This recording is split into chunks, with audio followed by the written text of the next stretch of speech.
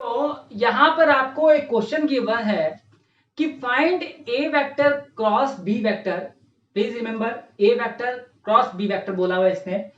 If A vector is equal to this and B vector is this, मतलब आपको सीधा सीधा रियल में इस क्वेश्चन के अंदर क्या गिवन है, ए वेक्टर की वैल्यू आपको गिवन है 2i माइनस में 3j माइनस के, बी वेक्टर की वैल्यू गिवन है i प्लस 4j माइनस का 2k। बात समझ में आ गई होगी यहां तक। अच्छा, अब देखो आपको निकालना क्या है। देखो जब भी दो वेक्टर हैं तो ऑब्वियसली आपके पास एक प्लेन बनाएंगे। मतलब जैसे मैं बोलूं कि आपके पास मान लीजिए कि ये आपके पास ए वेक्टर है, ये आपके पास मान लीजिए कि this is your B vector. Vector को दिखाने का तरीका चाहे तो इसको पी क्यू बोल दो, इसको पी आर बोल दो, एज योर विश। ठीक, या फिर हम लोग डायरेक्टली इस तरीके से, दोनों ही तरीका होता है वेक्टर को दिखाने का। मतलब क्या है कि दो वेक्टर हैं तो मतलब यहाँ पर एक तरीके से आप बोल सकते हैं कि इस प्लेन के अंदर बात कर रहा है।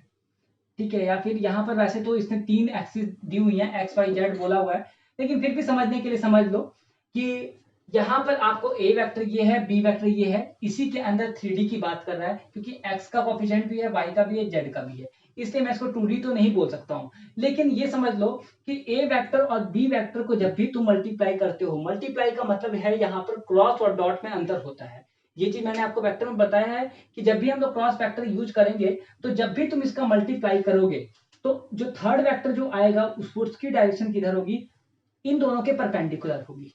समझ में आ गया। जैसे कि मैं बात करूं कि जैसे कि मेरे पास एक वेक्टर ये है, दूसरा वेक्टर ये है, ठीक है, इन दोनों वेक्टर का यदि मैं मल्टीप्लाई करूंगा तो क्या होगा कि जो तीसरा वेक्टर जो आएगा वो कहां पर आएगा, ऊपर की तरफ आएगा तीसरा वेक्टर। मतलब इन दोनों वेक्टर को मल्टीप्लाई करने के बाद जो तीसरा वेक्टर आएगा वो क्या आएगा, ये वाला वेक्टर आएगा मार्कर की डायरेक्शन में।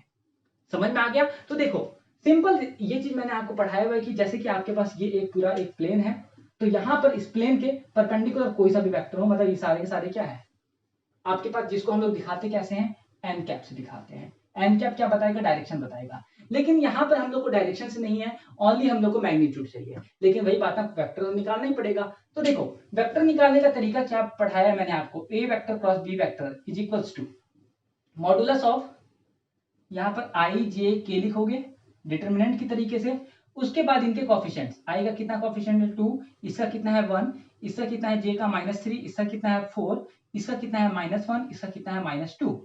डिटर्मिनेंट हम लोग कैसे निकालते हैं, डिटर्मिनेंट निकालने का तरीका होता है प्लस माइनस प्लस, यही तरीका होता है। तो देखो इसी के थ्रू हम लोग क्या करेंगे, इसकी वैल्यू को फाइंड आउट करेंगे। डिटर्मिनेंट कैसे निकालते हैं, इसको और इसको छोड़ो, इसको सॉल्व कर लो। मतलब हम लोग क्या लिखेंगे, A vector cross B vector की वैल्यू क्या लिखेंगे बच्चों, I into 6 minus according to formula, and यहां पर कितना हो गया -4, मतलब ये कितना हो गया +4, माइनस जे इंटू में इसको छोड़ दो, इसको छोड़ दो, बचा क्या, ये 4। तो इसको मल्टीप्लाई करोगे -4, यहां पर इसको मल्टीप्लाई करोगे कितना हुआ -1, माइनस फॉर्मूले के अंदर है तो +1 हो गया।